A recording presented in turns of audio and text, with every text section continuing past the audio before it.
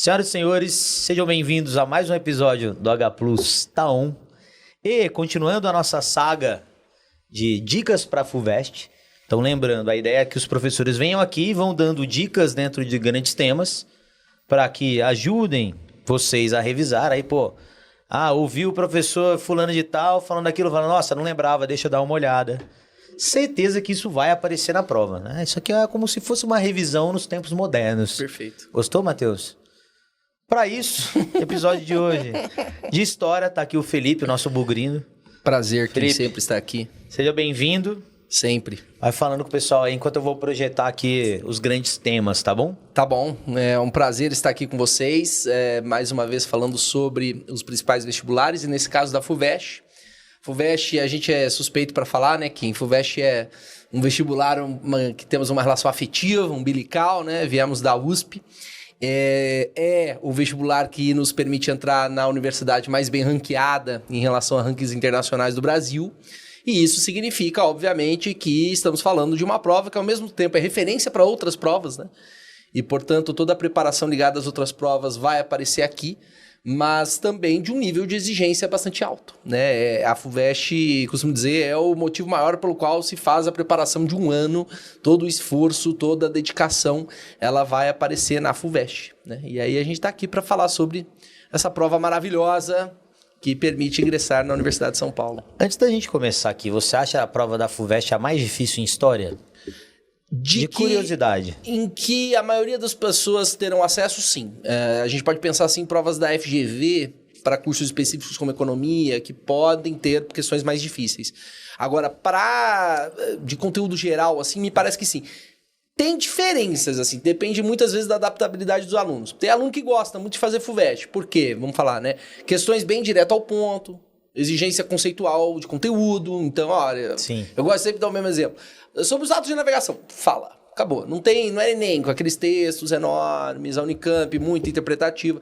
Então, é uma prova que exige mais conteúdo que as demais. Por outro lado, muitas vezes é mais tranquila para ser feita pelos alunos, porque dedica-se menos à leitura de texto, interpretação. É mais etc. direta, né? Ela é mais direta. Na biologia eu acho isso também, assim. Eu acho ela bem direta. Acho mais fácil, por exemplo, esse Enem foi difícil, Ciências da Natureza como um todo. Foi difícil, né? Falaram mesmo. Nossa. Falaram mesmo. Ciências da Natureza. Não teve um aluno que eu conversei. Eu sei que, assim, inúmeros passarão, mas mesmo assim, sei que nenhum falou, eu gostei do meu segundo dia. Ah, não, é.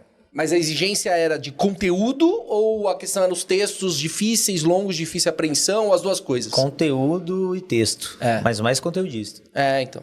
Mais conteudista. A FUVEST, ela vai mais para esse lado. Talvez as ciências da natureza no Enem tenham caminhado mais fortemente para esse lado do que nas humanidades. Humanidade é diferente. Tem um desafio gigantesco na leitura, na interpretação.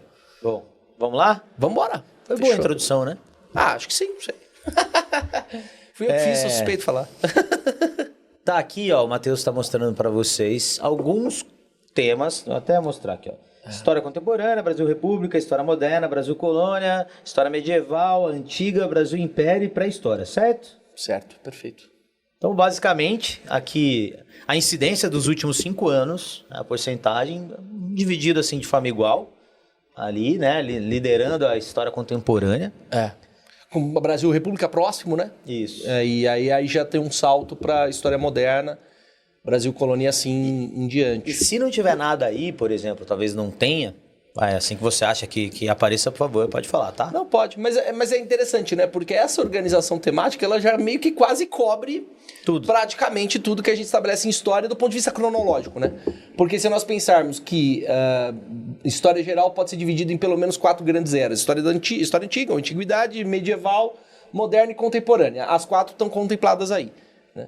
E Brasil, a gente pode falar em colônia, pode falar em império, pode falar em república. Estão os 3 aí, né? Ficou para a história que... É isso, né? Então, é um vestibular de amplitude temática, é um vestibular que vai trazer múltiplos temas, não tem como fugir. É até interessante, né? São poucos os vestibulares que apareceria essa última questão que é para a história. A USP ela é vanguarda em pedir pré-história entre os grandes vestibulares do Brasil. Então vai aparecer uma questãozinha que talvez não seja pré-história, mas olha lá, antiga tem um índice interessante. Então vai ter uma questãozinha de antiga, vai ter uma questãozinha de medieval, vai ter uma questãozinha para contemplar cada uma das eras, né? Sim, ela é bem uma distribuição uniforme dentro do conteúdo. Perfeito. Agora, claramente, o próprio gráfico mostra pra gente que história contemporânea e Brasil República, que tem em comum o fato de serem basicamente questões ligadas ao século XIX, século XX, tem uma incidência maior, né? Você tinha falado isso mesmo. Então, assim, uma questão de antiga, uma questão de medieval, talvez duas ligadas a 19 e 20. Então, essa é a divisão que esse gráfico, que essa tabela mostra pra gente e que a gente percebe pelas provas, né? Boa. Então, vamos lá? Vamos lá. Qual é o... Vamos na ordem aí. Qual que é a dica aí para os alunos, para todo vestibulando ficar esperto em história contemporânea? Bom, história contemporânea, maior índice, não tem como fugir, é exatamente isso, né? Nós vamos ter muitas questões ligadas a esse tema. Vamos lembrar que história contemporânea são os temas a partir de 1789, ou seja, a partir da Revolução Francesa, e que moldam as relações ligadas ao mundo de hoje. Então, em termos de história geral, o que é muito comum na FUVEST, por exemplo, Eric Hobsbawm, historiador inglês, tende a estabelecer uma quádrupla divisão a partir do momento em que a Revolução Francesa estoura. Era das revoluções, que vai de 1789 até 1848, era do capital, de 1848 até 1875, depois era dos impérios, 1875 até 1914, começa a Primeira Guerra Mundial, inicia essa era dos extremos, a quarta era. Entre essas eras, FUVEST gosta muito de Era dos Impérios. Imperialismo.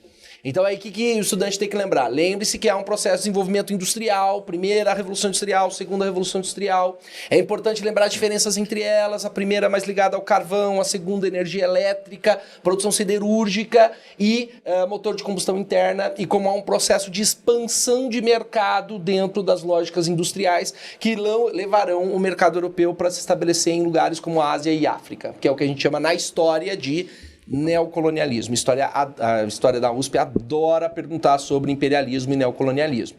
E aí, não só as repercussões econômicas desse processo, mas também as inflexões culturais, sociais, processo de aculturação, domínio do europeu sobre outros povos.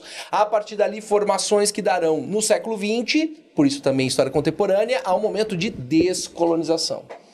Então, pode aparecer tanto uma questão sobre a colonização europeia sobre a África e Ásia, 19 até metade do 20, pós-Segunda Guerra Mundial, processo de descolonização. Tem caído bastante isso, né? Pelo menos eu ouço os professores falarem. Exato. Descolonização afroasiática. Perfeito. E isso é importante não só porque é uma temática em expansão, né? O que a gente tem que lembrar? Temáticas como história da África, história da Ásia, que muito tempo foram negligenciadas no vestibular, hoje têm sido cada vez mais atacadas, né? Buscadas. Por exemplo, a USP ela tem um esforço nesse sentido. Hoje, na graduação da USP, a gente tem pelo menos 3 matérias ligadas à história da África. História da África 1, História da África 2, História da África e Afrodescendentes. E aí a gente às vezes perde essa noção, né? Mas quanto mais um determinado tema ganha inflexão historiográfica, mais a chance dele começar a cair. Opa, com certeza. Essa é a ideia, né? Se estão trabalhando isso dentro da USP, vai aparecer no vestibular para entrar na USP. Perfeito. E se é algo cada vez mais trabalhado, se tem cada vez mais mestrado, doutorado sendo produzido sobre isso, maior a chance de uma temática como essa aparecer. A USP adora fazer isso. A USP adora pegar teses de mestrado e doutorado dos seus próprios universitários e usar para fazer texto. Então, se estão falando de África, vai aparecer. História da Ásia, por exemplo. A cadeira de História da Ásia na USP é recente. O professor Segrilo, que é o professor de História da Ásia. Se eu não me engano, é 2010, 2011. A USP não tinha cadeira de História da Ásia, não tinha um estudo específico. Hoje tem. Então, a incidência de teorias e de áreas vinculadas a processo de colonização, impacto da colonização britânica em Hong Kong... E aí as tensões que se dá em relação às lógicas tradicionais chinesas no continente Hong Kong de uma colonização ocidental, que depois é devolvida a partir de 1997 para a China, e que levou a embates hoje sobre diferenças de legislação, tipos culturais, ou seja, esse tipo de estudo sobre a incidência europeia sobre a Ásia e a África, e depois o processo de libertação é o que cresceu na USP. Vai aparecer. Sim. Vai aparecer. Não foi... Você estava falando disso, eu estou lembrando das coisas assim mais ligadas a atualidades. Não foi a primeira ministra americana, não? Quem que desceu lá? Foi em Hong Kong? Primeira-ministra americana ou não? Britânica? Não sei, não foi a britânica. A britânica durou pouco. Durou pouco. A britânica não deu tempo de viajar. Como fez o The Guardian, menos que um alface. Eu não sei, cara. Da NES. Alguma americana aí que acho que ela passou em Hong Kong e gerou uma tensão. Foi uma parada assim. A Kamala Harris, talvez, que é a vice-presidente norte-americana. Foi a vice-presidente? Talvez. Mas foi Hong Kong mesmo? Ou foi Taiwan? Não lembro agora. Eu acho que foi Taiwan. Foi mas Taiwan. Porque Taiwan, desde que a Rússia atacou a Ucrânia, há uma relação conflituosa porque se estabelece que pode ser que, assim como a Rússia quer aumentar suas incidências sobre territórios vizinhos para diminuir a influência da OTAN, no caso do mundo ocidental, há aquela questão de Taiwan, né? Porque Taiwan é considerada uma república rebelde, os chineses não consideram Taiwan um país soberano. Exatamente. E aí qualquer demonstração de existência do país Taiwan normalmente criticado pela China, né? Sim, né? Poxa, os Estados Unidos reconheceu o Taiwan, porque se pisou a vice-presidente lá é porque tá... Enfim. Teve até um ator, alguma coisa assim, um ator desses de Hollywood, esses fortões, que falou alguma coisa sobre a existência de Taiwan e ele estava fazendo um filme que teria algumas das suas cenas gravadas na China. E aí gerou uma tensão absoluta, porque, como assim ele está falando sobre Taiwan? Taiwan não existe, Taiwan é uma república rebelde, Taiwan é parte da China, né? Então, esses conflitos que por muito tempo na história foram negligenciados. Se a gente pega assim, alguns materiais clássicos, nem tem, nem se fala. Hoje são importantíssimos, porque tem circulado cada vez mais material acadêmico sobre isso. Querem, só para complementar, falando das questões africanas, por exemplo, a gente não pode negligenciar política de cotas, né? A gente vive já um país em que a política de cotas estabelecidas na década de 2000 teve já alunos que formaram-se, fizeram mestrado, doutorado, aumentaram o conhecimento e inflexões de conhecimento sobre processos nas relações entre Brasil e países africanos, ou processos de descolonização. Sim. Então, isso aumenta a chance disso aparecer no vestibular. Opa. E a USP é muito isso, né, Ki? Você tá ligado também. A USP, a gente gosta de falar que a USP é uma ilha. É uma ilha acadêmica de pessoas que acham que aquilo que se debate ali, todo mundo debate no mundo. Isso, não é. Tá todo mundo conversando sobre isso, com certeza. A vida é essa, então eles vão pedir. Daqui a pouco eu vou falar de medieval, assim, mas é isso. Eles vão pedir questões que são muito próximas do nível acadêmico, porque eles acham que isso é o mundo CP. É o mundo CP, exatamente. Das práticas esportivas, exatamente. Então, questões de imperialismo e descolonização, interessantes. Questões ainda em história contemporânea, de nazifascismo, questões interessantes na FUVEST. Tem muito estudo sobre isso, tem alguns professores importantes, como o professor Lincoln Seco, na USP, que estuda isso. Então, temáticas ligadas a esse tipo de ascensão a partir da década de 30. Pode linkar também a questões bem atuais, né? Podem. A USP faz isso? A FUVEST faz isso? Ela faz menos, assim, a Unicamp faz muito isso, né? De tratar uma questão que, sei lá, uma música ficou famosa, o Bela Tchau, por causa de um seriado, a Unicamp vai lá e faz uma questão. Sim. A USP não faz isso, mas ela faz referências. Né? A gente vai ver, por exemplo, no tópico Brasil República. A USP é aquela que, no meio da pandemia, faz uma questão sobre a incidência da gripe espanhola na cidade de São Paulo. Então, sim. não falou da pandemia do Covid. Não fez essa ligação direta. Sim. Mas, no ano da Covid, ela vai lá e faz uma questão sobre gripe espanhola. E a argumentação dela é que, de acordo com o bairro mais periférico, com piores condições socioeconômicas, a incidência da doença foi maior. Ela tá dialogando com o contemporâneo. Só que ela dialoga desse jeito, assim. Se você não prestar atenção, parece que é só pura matéria. Ela não faz esse link direto. Sim. Então pode ser que apareça. Explícito. Exato, mas pode ser que apareça. Alguma coisa ligada à ascensão do fascismo na Itália, ascensão do nazismo na Alemanha, Guerra Civil Espanhola, pode aparecer. A utilização do quadro do Picasso, Guernica, para falar sobre a ascensão do totalitarismo por parte do regime de Francisco Franco. Sim. Na não Espanha. que ela esteja querendo dizer algo, né, da atualidade. Não. Mas tá lá. Sim. Mas tá lá, exatamente. Então são temas importantes em termos de história contemporânea que a USP pode pedir. Imperialismo, neocolonialismo e ascensão do nazifascismo. Me parece que são temas importantes. E a descolonização. Descolonização, isso. Que caiu a Etiópia na Unicamp, não foi? Que a molecada ficou doida. Molecada, eu digo todos os vestibulandos. Foi segunda fase, mas caiu. Mas aí tem um agravante também, porque era o ano internacional do reggae. Não. É esse ano. Esse ano também. Em geografia, verdade. né? Caiu. É verdade. Acho que ele estava em geografia. É verdade. Ano passado caiu no reggae? 2 anos, foi 2 anos, acho que foi 2020 ou 2019, que caiu em segunda fase, porque era ano internacional do reggae, e aí caiu uma questão na Unicamp, segunda fase. Então essa relação, né, de caiu na segunda fase alguns anos antes, pode depois aparecer em primeira fase. Isso tanto o Unicamp quanto o FUVEST fazem.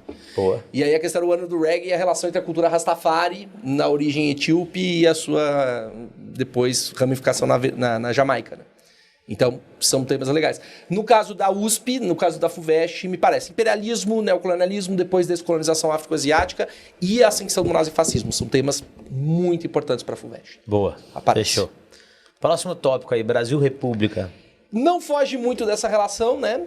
Primeiro que quando a gente fala de Brasil República, a gente está falando também de uma área importante, né? Porque embora cronologicamente seja menor que a história contemporânea, a Proclamação da República no Brasil, 15 de novembro de 1889. Então, a gente está falando de 1889 até hoje. Só que a história do Brasil também é muito mais concisa, né? Então, em termos proporcionais, falar em Brasil República é falar em boa parte da nossa história, né? E aí, uma questão que a gente estava conversando, assim, que é importante. Brasil República é normalmente, por exemplo, um tema muito tratado, é República Oligárquica. A USP gosta muito. Tanto da transição da monarquia para a república, quanto o estabelecimento da nossa primeira república, especificamente oligárquica, de 1894 até 1930, que é o que a gente chama historicamente de República do Café com Leite. Sim. Por que cai pra caramba? Porque a gente às vezes acha que regionalismo é algo que só acontece em outras partes do Brasil, né? E acontece também em São Paulo. A USP tem algumas questões, tem algumas preferências ligadas, aos seus próprios historiadores e historiadoras, né? Por exemplo, historiadores do Rio dificilmente caem na FUVEST. Tem uma rivalidade com a FRJ, muito difícil cair teses ligadas ao Rio de Janeiro. E temas que têm centralidade em São Paulo. Então, República do Café com Leite, qual é o principal partido que mandava nas instituições políticas do governo federal? Partido Republicano Paulista. A USP adora perguntar sobre esse período. As revoltas que estabeleceram nesse momento, as tensões entre a oligarquia rural, o início dos movimentos urbanos, o surto industrial entre 1914 e 18, durante o governo Venceslau Braz, em São Paulo, né? Então, é uma temática que traz um protagonismo paulistano, além de paulista, e que a USP adora tratar. Então, uma temática muito importante. Depois, Era Vargas, por exemplo. A USP gosta de falar, em certo sentido, de trabalhismo, gosta. Há muita gente que é especialista nesse assunto na USP, então falar sobre legislação trabalhista, desenvolvimento das relações desde o governo provisório no Vargas, a Carta de Trabalho em 32, depois a consolidação durante o Estado Novo, mas adora falar também de Revolução Constitucionalista de 1932. Isso é... Por quê? A revolução que pressionou Vargas a aceitar uma constituinte, que aconteceu em São Paulo. Sim. Né? 9 de julho, que é a data que inicia a Revolução Constitucionalista, é um feriado estadual. Estadual, total. Então, qual é o vestibular no Brasil que mais gosta de buscar esse assunto? USP. Eu gosto de falar em aula, por exemplo, a Revolução Constitucionalista, para conseguir fazer com que os jovens fossem recrutados para lutar numa tropa civil contra o Vargas, fazia panfletos que faziam alusão ao paulista e ao bandeirantismo. E aí eu gosto de falar, mano, São Paulo é uma cidade obcecada pelo bandeirantismo. Obcecada pelo bandeirantismo. Rodovia é homenagem ao Bandeirante, monumento é homenagem ao Bandeirantes, Palácio de Governo do Estado de São Paulo. Por quê? O bandeirantismo é uma forma de exaltação paulista. Não, é total mesmo estadual, né? Não é tão recorrente fora de São Paulo. Até aparece em lugares que foram criados por bandeirantes. Por quê? Eu gosto. Bandeirante também era chamado de paulista no período colonial. Então, se eu faço alusão à ideia de que os bandeirantes são responsáveis pela grandeza do Brasil, troca a palavra bandeirante por paulista. É isso. E aí essa alusão, tanto de forma crítica, mas também mencionando o tema, é algo comum na FUVEST. Sim. E vamos lembrar que por causa da Constitucionalista, 2 anos depois, 34, a USP é criada. Nessa de 32 aí, foi que teve guerra no MASP lá, tudo, não? Que teve conflito. A do MASP, especificamente, na região, é a Revolução Tenentista de 1923, chamada de Revolução Perdida ou Escondida, porque ninguém lembra dela. Até porque ela, capitaneada pelo então capitão Miguel Costa, vai se juntar posteriormente à revolta de 24 no Rio Grande do Sul, que leva ao que a gente chama de Coluna Prestes, né? Então é completamente abafada pelo movimento no Rio Grande do Sul, mas também aconteceu em São Paulo. Pode acontecer processos tenentistas de crítica à República Oligárquica. Você percebe que eu sou bem aluno, né? Não. Eu lembro alguma coisa, mas ele tá... É isso. Não, tô fazendo um papel de aluno bem aqui. Perfeito. Mas a de 32 também teve eventos aqui em São Paulo, inclusive próximos à Paulista, porque a cidade de São Paulo foi sitiada pelas tropas varguistas. Isso, então, tá vendo? Tomou o ABC e tal, então pode aparecer. E aí lembrar que um dos líderes do processo, que é o Armando Salles de Oliveira, é quem vai doar o terreno posteriormente para fazer a USP. Né? Tem uma estátua do Armando Salles de Oliveira na entrada do portão número 1 da USP. Do P1. Ou seja, esse tipo de temática que se relaciona com São Paulo é importante em termos de Brasil República. Além disso, também alguns processos de modernização, como o governo JK, e mencionar, porque a FUVEST sempre pede ditadura militar. Ditadura civil-militar entre 64 e configura-se como parte do período de Brasil República e sempre muito pedido. Seja nas relações ligadas ao AI-5, como momento de ápice do processo de perseguição, de censura e de quebra das relações democráticas, quanto posteriormente processo de reabertura. Eu gosto de falar também, tem uma questão interessante, porque muitos professores e professoras da USP que são responsáveis pela elaboração das questões, inclusive na comissão da FUVEST, são pessoas que eram adolescentes na década de 80 e se politizaram muito em meio ao processo de reabertura. Não à toa, a FUVEST foi a primeira a colocar uma música da Legião Urbana, por exemplo, né? Porque são pessoas que se politizaram a partir daquilo ali. Então, a cultura, tanto da ditadura ufanista, quanto as lógicas de transgressão e rebeldia e, posteriormente, reabertura, são elementos importantes. Até uma democracia corintiana pode aparecer numa FUVEST. Eles gostam muito desse tipo de temática. Então, fica muito atento a tudo que envolve a ditadura militar. O Matheus gostou. Corintiano, Matheus? Democracia corintiana, Sócrates. Sócrates. Pô, que isso, cara. Eu não sou corintiano, eu respeito a democracia, não tem como. Eu também não sou corintiano, mas respeito, ó. Acabou? Só respeito. Só respeito, claro. Eu acho que em termos de história contemporânea e Brasil República, tem aí já bastante fôlego. Acho que provavelmente as questões vão passar por isso que a gente está comentando. Beleza. Então, terceiro tópico. História moderna. Moderna, período que vai desde a queda de Constantinopla, 1453, até 1789, Revolução Francesa. Caramba, quanta coisa, cara. História, a moderna é um pouco antiga. Não, mas eu entendi. No período histórico, ela é moderna. Não, inclusive, seu ponto é perfeito, porque muitas vezes a USP, para não gerar esse tipo de confusão, em vez de falar em história moderna, fala em antigo regime. Fala antigo regime? Exatamente para não ter essa confusão e você confundir modernidade com moderno. Sim. Então, é moderno à época, é moderno em rompimento com o medievalismo. Também muito requisitada, principalmente nas suas esferas marginais, ou seja, princípio da Idade Moderna, renascimento cultural e científico, reforma protestante, lembrar as 3 reformas, e estabelecimento das relações absolutistas, a formação dos estados modernos absolutistas. E depois, quebra. Movimento iluminismo no século XVIII e a partir do movimento iluminista, tanto primeira Revolução Industrial como principalmente independência dos Estados Unidos e Revolução Francesa. Então, a ascensão do regime, do antigo regime e queda do antigo regime, nas beiradas, principalmente aquilo que é tratado na FUVEST. Ascensão e queda do período moderno. Então, essas temáticas, ficar bem atento, porque costuma cair principalmente princípio. Reforma protestante e renascimento científico-cultural, muito abordado historicamente na FUVEST. E às vezes não na disciplina de história, talvez na literatura, assim, sempre aparece alguma coisa. Você falando, eu fui pensando aqui, né? Pode aparecer em geografia, porque esse é um período que se considera a primeira grande fase de desenvolvimento do capitalismo, que é o que a gente na história chama de mercantilismo. Normalmente os geógrafos e geógrafas chamam de fase comercial do capitalismo, então pode aparecer. O padrão metalista, o monopólio estatal sobre a economia, a existência da balança comercial favorável, processos que são formativos do antigo regime, que são muito costumeiramente abordados na FUVEST. Então, ficar atento a esses temas. Boa. Quarto tópico, Brasil Colônia. Que também é engraçado na história isso, porque o Brasil Colônia vai de 1530, início da colonização, até a independência, 1822, e que contempla boa parte do período moderno. Isso. Inclusive, essa correlação é interessante, porque a FUVEST gosta muito, de discutir expansão marítimo-comercial europeia, pós-Idade Média, e como isso leva até a formação das relações coloniais, né? Tem um professor aqui, que era professor da Unicamp, agora é professor da FGV, chamado Luiz Felipe de Alencastro. E o Luiz Felipe de Alencastro, ele fala num livro chamado Tratos Viventes que a grande característica do mundo moderno europeu é a existência do mundo mediterrâneo.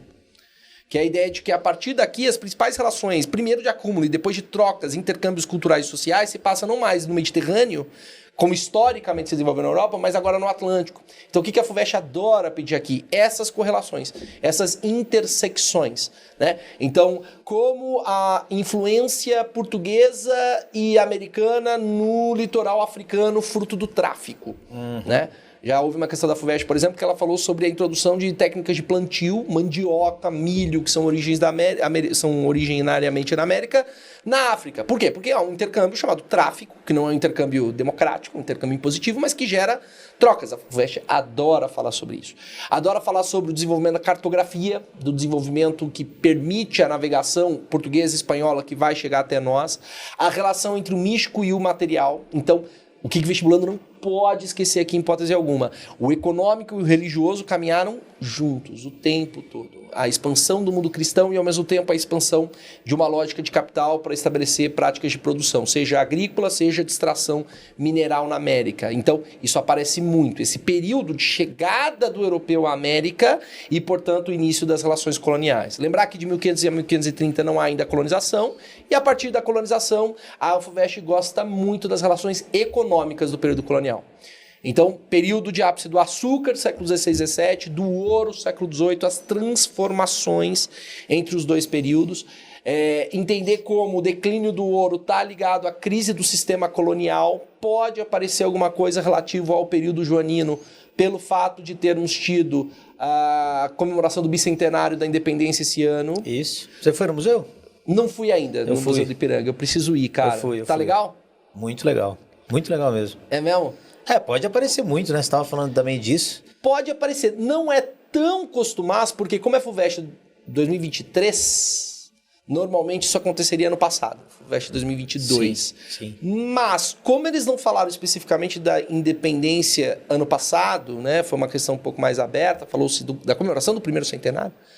Pode ser que apareça alguma coisa do período janino, a vinda da família real, e como a partir dali inicia-se o processo de abertura. Então, ficar atento à independência como um possível tema. Historicamente, a FUVEST gosta mais de período do ouro, as transformações em Minas Gerais, ou período do açúcar, as relações estabelecidas na escravidão. Mas pode ser que esse ano independência seja tratada com um pouco mais de cuidado. Mas, inclusive, isso que você está falando está lá no Museu do Ipiranga. Então, assim, alguma coisa que está lá dentro vai cair certeza absoluta. Pode aparecer, até porque é reinaugurado em São Paulo, né? Então, de novo, essa questão paulista, né? Quem cuida de lá? Aparecer. A USP. A USP, exatamente. Há um quadro famoso, né? O Grito da Independência, do Pedro Américo, Independência ou Morte, que faz alusão a essa ideia entre o que é real e o que é idealizado no processo de independência. Então essa é uma questão, que a nossa independência é conservadora. Toda independência nas Américas é conservadora, exceção feita ao Haiti, que é uma revolução de escravizados. Fora isso, todas têm aspectos conservadores, mas algumas são mais, outras são menos. A nossa é muito conservadora. Uma revoluçãozinha. Difícil até falar na palavra revolução, né? Porque exato. é uma relação de elite, terminou pagando 2 milhões de libras esterlinas para a Inglaterra, então tem uma relação conciliatória. Mas, por outro lado... O imperador que fez a revolução. Exato. Então pode aparecer isso, pode aparecer o quadro fazendo uma alusão entre, olha, por que isso aqui não aconteceu desse jeito, né? Por que é uma idealização? Por que é uma construção da ideia de que foi algo heróico? Porque a nossa independência foi conservadora, né? Apesar de ter o outro movimento popular, Maria Quitéria expulsando os portugueses na Bahia em julho de 1823. Então tem movimentos populares, tem ali processos revolucionários, mas não é o prioritário, né? Então pode aparecer questões fazendo isso exatamente por causa do Museu do Ipiranga. A reabertura dele, perfeito. Isso aí. Tô bem, hein? Pô, você tá dando dica melhor que eu. Tá foda. Próximo? Pode, vamos lá. História medieval, talvez uma das coisas que eu mais gostava na escola. E vai cair. A área de medieval na USP é uma das áreas mais reconhecidas, respeitadas, é aquela que mais tem tretas internas, inclusive.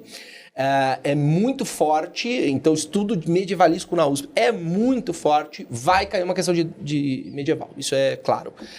Como há uma divergência, isso varia um pouco de ano para ano, mas normalmente a maior parte dos professores e professoras de medieval são muito ligados a Jacques Le Goff, o que é talvez o maior historiador do século XX, pai da terceira fase da escola dos Anali, e que tem uma relação muito forte com cultura medieval. Então a USP gosta muito de pedir aspectos culturais.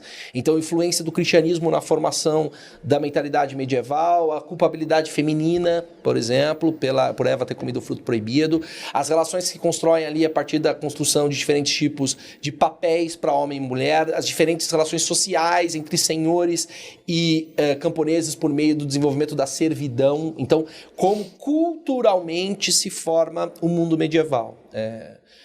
Foram várias questões, né? A FUVEST gosta de pedir, por exemplo, rituais. Então, por que a festa junina, que hoje é um feriado religioso, até então era um feriado de comemoração da safra, da colheita, ao fim da primavera no hemisfério norte? Então, essa ressignificação da mentalidade cristã sobre os rituais, os momentos de pausa, os momentos de festividades, esse tipo de relação cultural é muito forte. Tanto na alta quanto na baixa Idade Média, quando o feudalismo começa a se decompor. Então, como a ascensão do mundo burguês gera uma nova estética que a gente chama de gótico, construção da Catedral de Notre-Dame, fortalecimento dos estados, então uma nova relação com a religiosidade um pouco mais materialista, né? São Tomás de Aquino e o tomismo. Então essas variações na mentalidade religiosa muito forte na FUVEST, provavelmente uma questãozinha sobre isso. Se não sobre mentalidade, a relação com outros povos, que é aquilo que a gente estava conversando, né? Então, como o Islã tem um papel importantíssimo na Idade Média de integração cultural entre diferentes continentes, né? A relação entre os reinos ocidentais e o Império Bizantino e as tensões que levavam à ruptura religiosa, o que a gente chama de cisma do Oriente a 1054. Então, como essas tensões entre os mundos mediterrâneos ali, europeus, asiáticos e africanos, geraram formas que levaram à ascensão do feudalismo na Europa. Então, tanto na alta quanto na baixa. E aí, na baixa, pensar em todas as transformações até a crise do século XIV, a ascensão da fome, peste e guerra e os processos de transformação que geram o Estado moderno que a gente estava conversando, né? O antigo regime. Então, temas que vão cair. Vai ter uma questão de Idade Média na FUVEST. Se não tiver, os professores de medieval colocam em fogo na universidade, a USP. Não vai ter USP para entrar, porque eles vão acabar com... Isso aí não tem conversa, terá questão. Vai ter uma questão de medieval. Isso é muito, muito forte. A USP é muito conhecida pelos seus professores de medieval. Boa. Próximo. E história antiga, né? História antiga não é tão forte assim na USP, tem alguns professores importantes, mas há uma diluição maior, assim. Então tem a professora Marlene Suano, que é uma professora histórica mais ligada às civilizações orientais, né? Egito, Mesopotâmia. Existem alguns outros professores que ganharam notoriedade, Norberto Guarinello, por exemplo, em relação à antiga clássica, né? Então Grécia e Roma. Não é tão forte assim em termos de estudo, mas também vai aparecer. É aí por aquilo que a gente conversou no começo, né? Amplitude. Então, vai ter uma questão de medieval? Vai, e vai ser uma questão de conteúdo, robusta, porque tem muita produção acadêmica em medieval. Em antiga, talvez não tão robusta, mas vai ter, né? E aí, normalmente, é aí que a USP faz aquilo que as outras não fazem. Pode ser de antiga, pode ser de pré-história. Pode aparecer alguma coisinha. Seja do desenvolvimento da agricultura, mais ou menos 10.000 a.C., na transição entre paleolítico e neolítico, as transformações que a humanidade passa a partir desses elementos técnicos. A USP, por exemplo, já fez uma questão, e eles gostam muito disso também, história comparativa, né? Então, comparar como o processo de desenvolvimento da Revolução Agrícola tende a eliminar a diversificação natural, né? Então, quando você troca diversos tipos de elementos naturais, porque não são aqueles que nós queremos nos alimentar, para uma única forma de produção, né? E aí faz uma comparação disso com a Revolução Industrial, né? Com grandes quantidades de plantação de algodão substituindo diversidade alimentícia para servir a manufatura. Pode fazer uma relação com a ascensão da soja no centro-oeste em direção ao norte, nova fronteira agrícola, né? Então pode aparecer uma questãozinha que arremete a princípio à antiga ou à pré-história, mas que faça esse bate-bola com momentos posteriores. Que nem eles adoram falar sobre Grécia período clássico, formação das polis. Isso é USP, né? USP descarrada. Formação das polis. A polis é um tipo de Estado que se diferencia dos demais porque se dá a partir do debate, do diálogo e não da relação teocrática, né? Há no Brasil hoje um debate forte sobre relações teocráticas, a influência da religião dentro dos debates políticos. Pode aparecer uma questão sobre polis. Ou o advento da democracia e aí fazer comparações entre a democracia contemporânea e a democracia antiga. Então podem aparecer questões ligadas a esse elemento de fazer com que a antiguidade seja comparada a outros momentos. Ou Roma, por exemplo, a ascensão da República Romana como modelo em que se escolhe indivíduos a partir das suas relações de mérito, depois a ascensão do modelo imperial em meio à expansão, então como a lógica teocrática ali foi tomando conta das relações institucionais, o Senado foi se tornando cada vez menos importante por meio da popularidade de um líder de natureza religiosa que é o imperador, religioso e militar, né? Isso. Até a crise do Império Romano com a ascensão do cristianismo, os processos de invasões. Então, esses elementos do período antigo são elementos que costumam cair, muito provavelmente vão cair. Ou se não cair, antiguidade, uma questãozinha de pré-história. A tendência é essa. Ou um ou outro. Sim. E como é muito uniforme aí dentro do conteúdo, vai aparecer. Vai aparecer, vai aparecer. E assim, a USP é um vestibular, a FUVEST é um vestibular que se esforça para isso. Do tipo, nós vamos abarcar diferentes períodos da história. Isso. E é isso. Vai ter uma de antiga, vai ter uma de medieval, vai ter uma de moderna, vai ter uma de contemporânea. Vai ter. Até porque não vai beneficiar aquele que estudou muito bem Isso. República, Brasil República, por exemplo. Como vai cair uma de cada, ele vai pegar aquela pessoa que estudou bem tudo. Exato. Ou às vezes aquele vestibular... Na biologia é assim também. É assim também? Então. Eu acho que é tudo, porque é um academicismo, né, Kim? Essa ideia de... Tem que saber de tudo, tem que ser um intelectual ilustrado. Por exemplo, uma coisa que eles pegam muito ali, que a gente às vezes brinca durante o curso também, é confundir história com geopolítica. Porque é isso, vai ter uma questão de história contemporânea, pelo menos uma. Então vai ter uma relação ali que faz você fazer aquilo que muitas vezes o pessoal que não é da história fala, o que é mais próximo da gente é mais importante. Se é mais contemporâneo é mais importante. A USP vai lá e coloca uma questão de pré-história para falar, não tem Sim. essa. Todos os períodos da história são válidos. Você consegue relacionar como é muito parecido, só muda o tempo ali, né? Tipo, rola muito isso. Né? Ou que não seja parecido, mas vocês têm que saber. Sim. Acabou. Você tem que saber sobre aquilo ali. Acabou. Tem que saber. Ou seja... Tá no conteúdo programático, meu filho. É isso. Você quer estudar aqui? É isso. Tem que ter repertório. Tem que ter repertório. Nossa, isso é muito uspiano. E é engraçado que eu vi essa frase uma vez de uma professora da Unicamp. Eu não fiz Unicamp, mas enfim, tenho relações lá por ser de Campinas. Uma professora da Unicamp me disse isso certa vez assim, história é repertório. Ela estava metendo o pau no meu orientador de mestrado à época, falando que não tinha repertório. Mas essa frase é importante porque ela mostra um certo academicismo que é muito forte na USP. Essa ideia de que tem que ter repertório, tem que conhecer as diferentes áreas da história, os diferentes momentos, não pode ser restrito a isso ou aquilo, achar que isso aqui é importante, aquilo não é importante. Isso. Né? Isso é uma forma de selecionar aluno. Eu não quero esse aluno, eu não quero esse aluno. Que acha que tem certas coisas que são importantes, outras não. Sim. Amplitude, o tempo todo. Amplitude o tempo todo. E aí, foi história antiga? Eu acho que sim, eu acho que é isso, né? Grécia, Roma, pode aparecer alguma coisinha relativa à Antiguidade Oriental por causa da Marlene e do Marcelo Rede, que são dois professores importantes na área. Se não, uma questãozinha de pré-história pode aparecer, não é o mais provável, mas pode aparecer, porque a FUVEST é essa que fala, não, pré-história é importante também, tem que saber. Lembrar da arte rupestre, por exemplo, os elementos simbólicos ligados à crença de indivíduos buscando alimentação. Tá, você já está falando pré-história, é isso? Isso. Manda ver. Isso. É isso. Então, essa ideia de que na pré-história existe ali um processo de formação ligado a elementos de crença que serão importantes na construção do ser humano e nas relações com o mundo natural, né? Então, não só essa relação mais material, econômica, do tipo desenvolvimento da agricultura, como a agricultura permite maior sedentarização, como não acontece em todos os lugares do mundo, tem que ter rios com regime de cheias, né?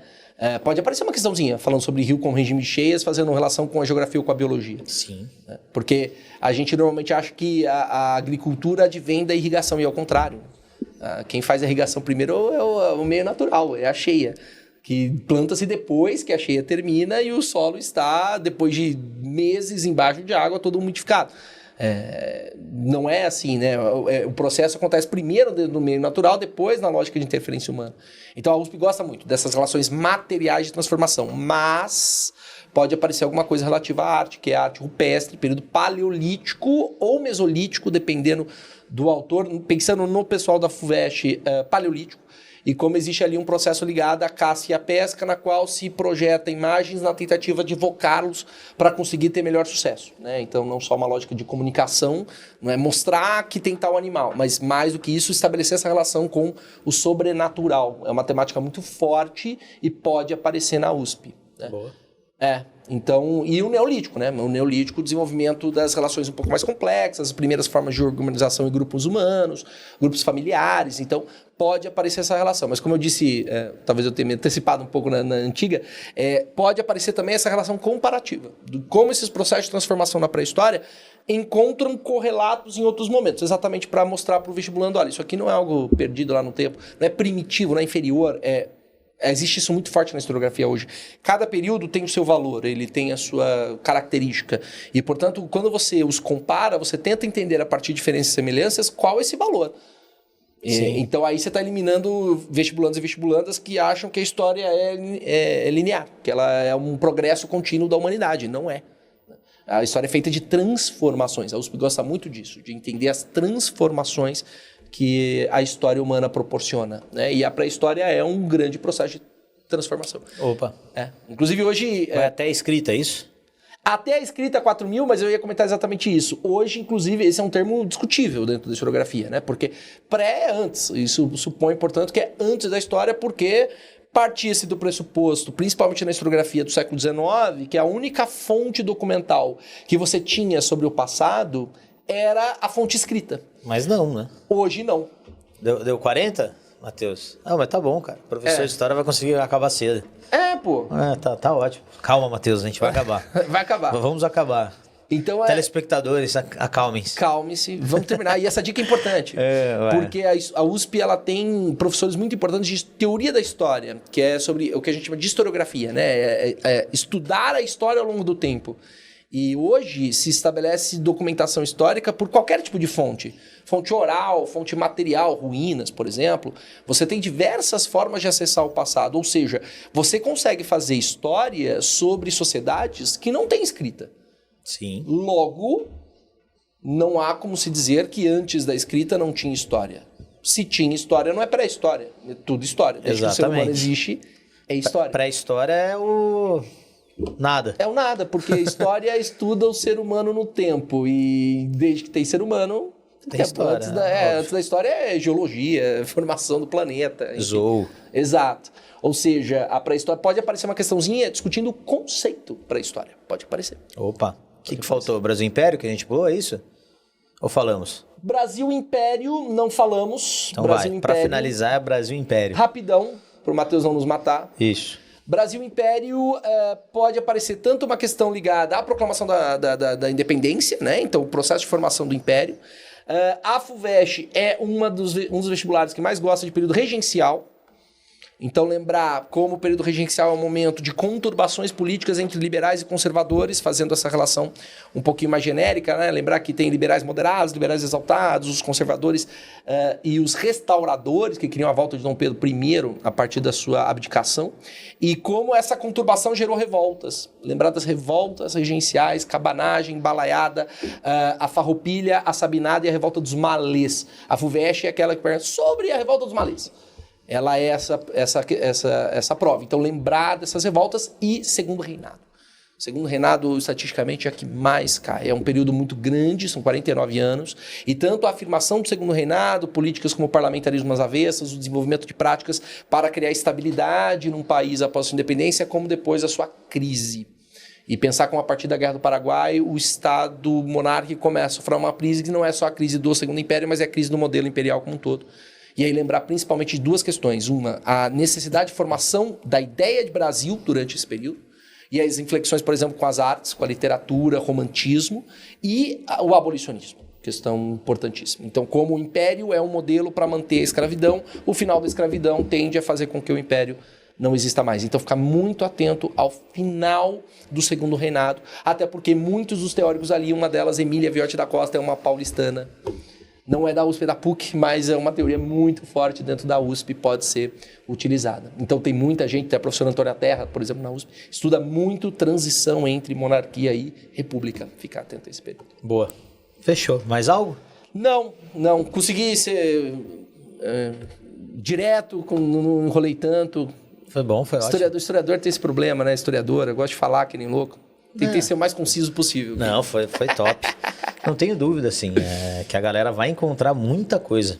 Espero que sim. Do que você falou, do que os outros professores falaram. Claro. Então a ideia é que eu não tenho dúvida nenhuma que aquele aluno que escutar isso aqui, vai para a prova, vai falar, olha isso aqui, que eles falaram, aquilo outro.